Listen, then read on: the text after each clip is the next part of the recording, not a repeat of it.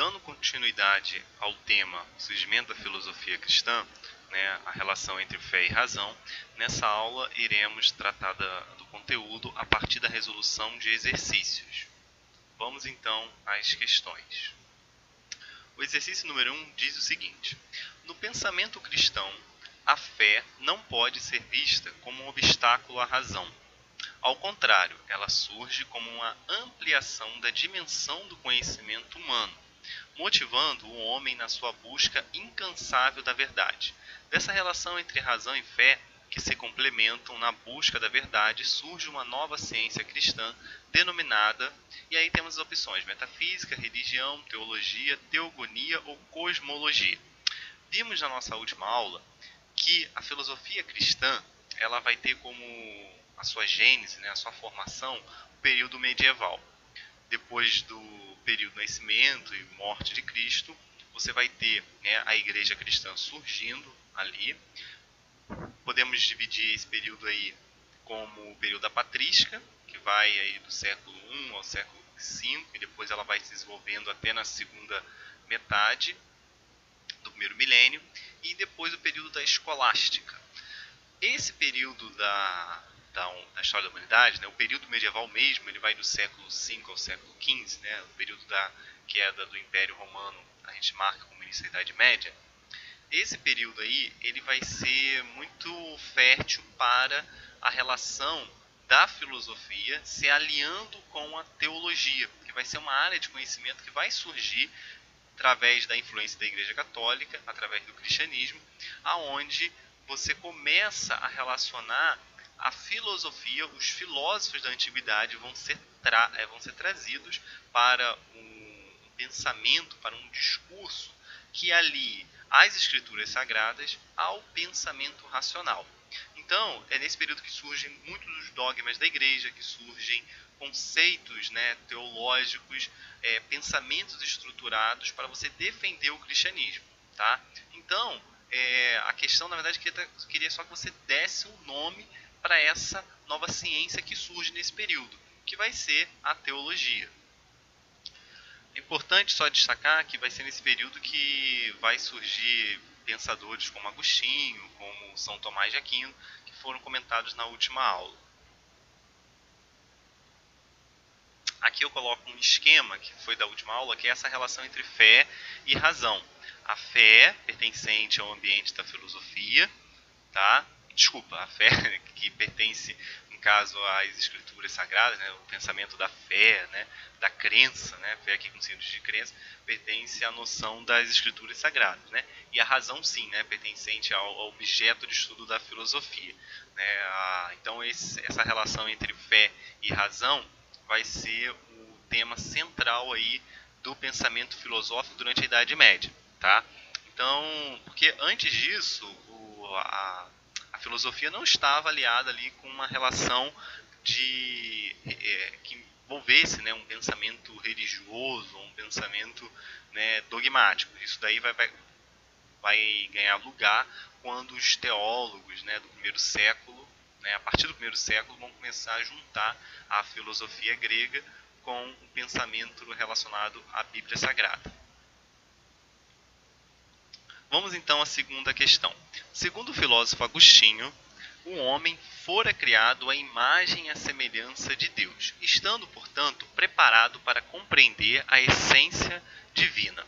Contudo, em virtude do pecado de Adão, o chamado pecado original, o homem decaíra. Como todo ser humano nasce em consequência do ato procriador, que é o pecado original, todo ser humano nasce manchado pelo pecado de Adão.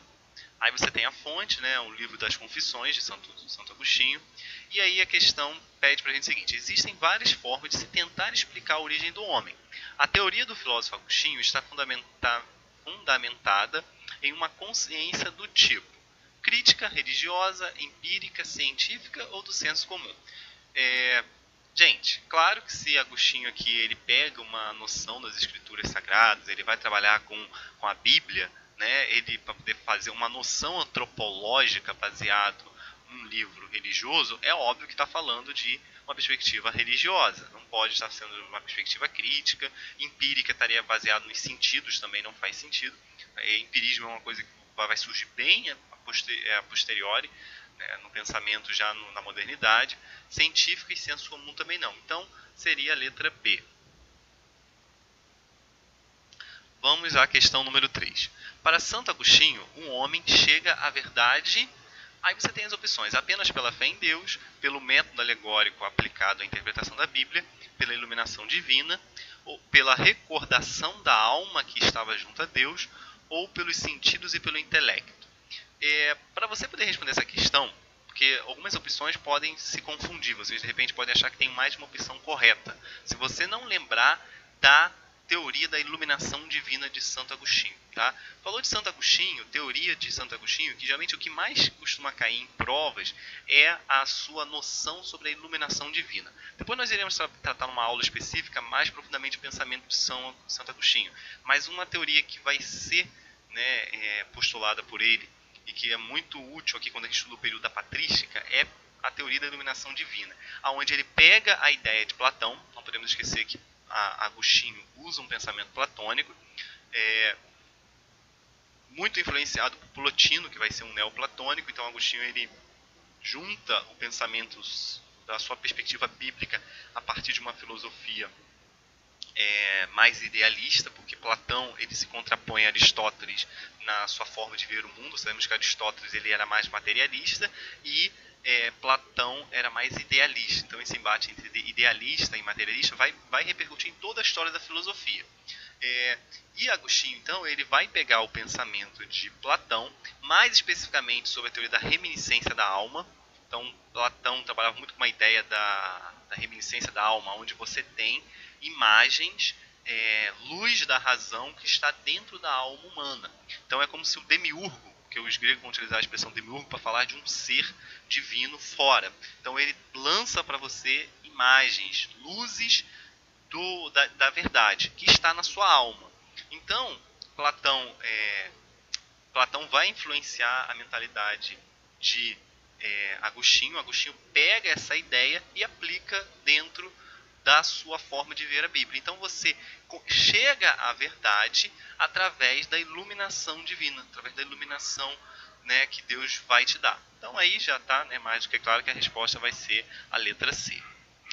Aqui tem até a imagem que eu trabalhei na aula passada, que eu coloquei nesse slide, só para título de ilustração.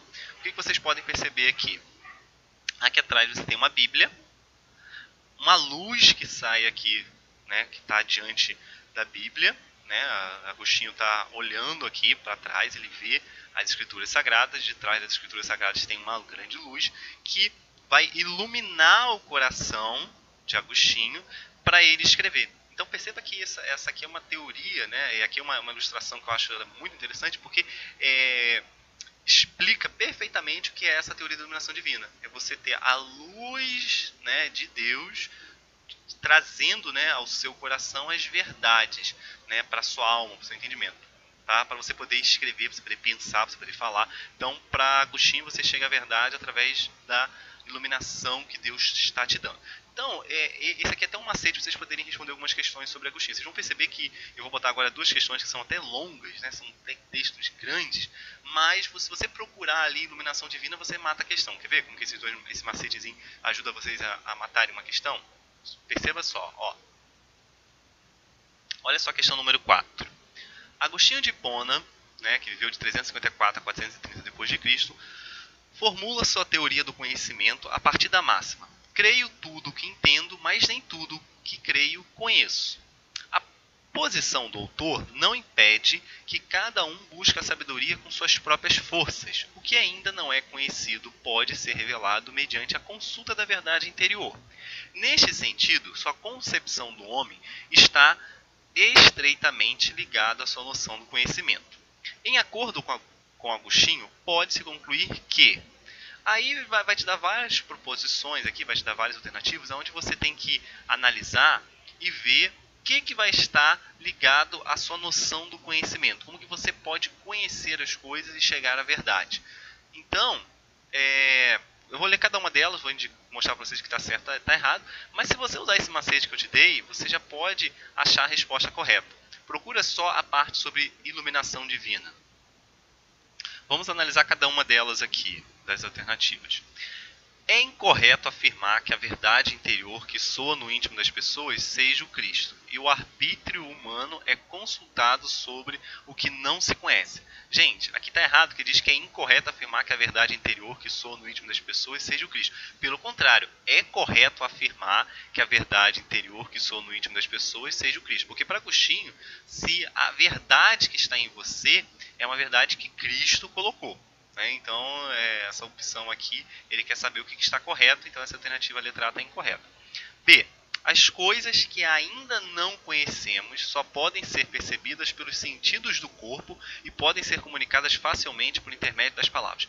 Cuidado que aqui ele diz que só podem ser percebidas pelos sentidos do corpo? Claro que não.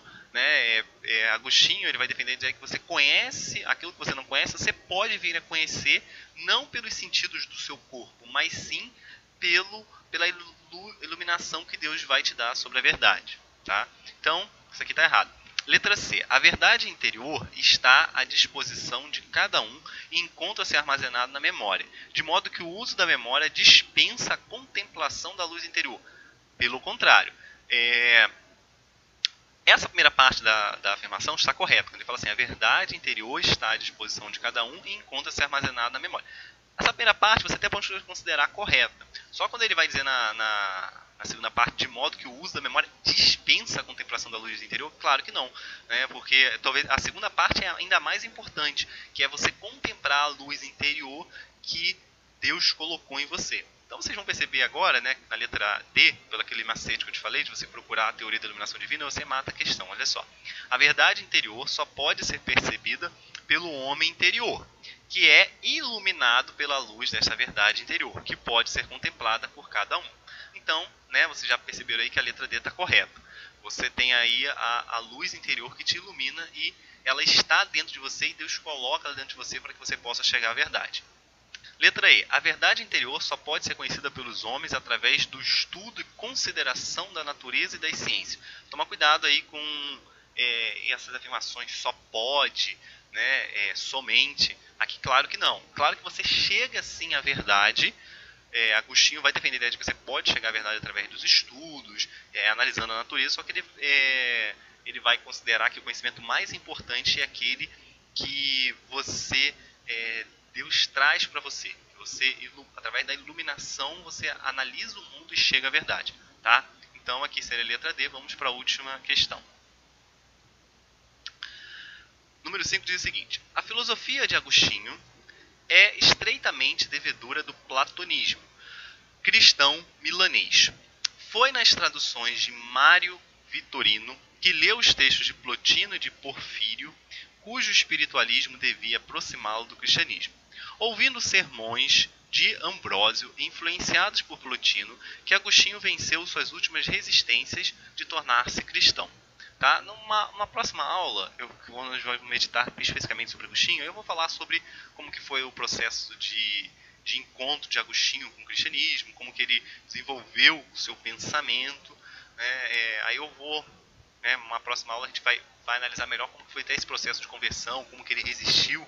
No livro de confissões dele, ele diz como que ele resistiu para chegar ao cristianismo.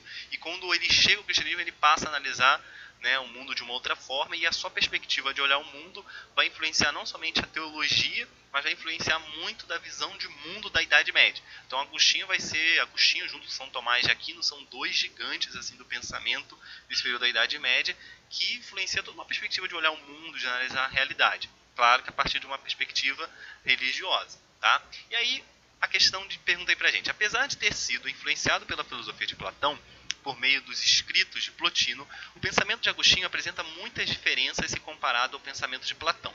Assinale a alternativa que apresenta corretamente uma dessas diferenças. Eu vou ler cada uma delas, nós vamos ver o que está certo e o que está errado, para nós podermos assinalar a alternativa correta. Então ele vai querer que nós aqui vejamos qual é a principal diferença. Para Agostinho, é possível ao ser humano obter o conhecimento verdadeiro, enquanto para Platão a verdade a respeito do mundo é inacessível ao ser humano. Gente, errado, Vocês já estudaram sobre Platão. Platão ele vai falar sobre a possibilidade do homem conhecer a verdade. Se você estivesse negando isso, você estaria negando a própria lógica da filosofia, porque a filosofia, né, pela perspectiva, ainda mais a perspectiva platônica, que ele vai defender totalmente a possibilidade de se chegar à verdade através do raciocínio e do pensamento humano. Então essa letra A está completamente errada. Para Platão, a verdadeira realidade encontra-se no mundo das ideias, enquanto para Agostinho não existe nenhuma realidade além do mundo natural em que vivemos. Gente, pelo amor de Deus, essa questão está completamente errada, não faz o mínimo sentido, né? Porque por alguém que defende uma perspectiva cristã, por uma ideia religiosa, é claro que existe uma realidade além desse mundo natural. Vai acreditar numa realidade do mundo espiritual. Se estivesse falando de um materialista, uma perspectiva naturalista pós-moderna, aí você poderia estar falando de um pensador, por exemplo, que defende somente esse mundo material, que não existe uma outra realidade além desse mundo. Agora, para alguém que tem uma noção religiosa, é claro que ele vai considerar uma realidade além desse mundo natural. Então, letra B está errada. Letra C. Para Agostinho, a alma é imortal, enquanto para Platão, a alma não é imortal, já que é apenas a forma do corpo. Essa aqui também está errada, porque a ideia de imortalidade da alma ela foi desenvolvida por Platão. Platão ele defende a ideia de que você tem uma alma imortal. Quando você morre, a sua alma ela se liberta do seu corpo e ela vai reencarnar em outro corpo, em outra vida. Então essa ideia de reencarnação, a ideia de imortalidade da alma, ela na verdade foi desenvolvida por Platão. Tá? Então, você dizer que Platão não acreditava em imortalidade da alma é você não conhecer o pensamento platônico. Tá? Então essa daí está errada. Letra D diz o seguinte: para Platão, o conhecimento é, na verdade, reminiscência. A alma reconhece as ideias que ela contemplou antes de nascer. Agostinho diz que o conhecimento é resultado da iluminação divina, a centelha de Deus que existe em cada um. Gente, essa questão está perfeita. Aqui ele explica claramente a ideia de Platão sobre o conhecimento ser uma reminiscência, né, que estava lá na alma, né, que vai reconhecer as ideias que ela contemplou antes de nascer. Isso é um pensamento platônico. E Agostinho ele incorpora esse pensamento platônico na sua forma de ver, né, a realidade de mundo religiosa. Tá? Então Agostinho vai pegar e vai dizer que nós conhecemos através da iluminação divina, que é essa centelha que Deus colocou e que existe em cada um de nós. Beleza? Então aqui fechamos, essa vai ser a alternativa à letra D, fechamos então a resolução desse exercício. Então, até uma próxima.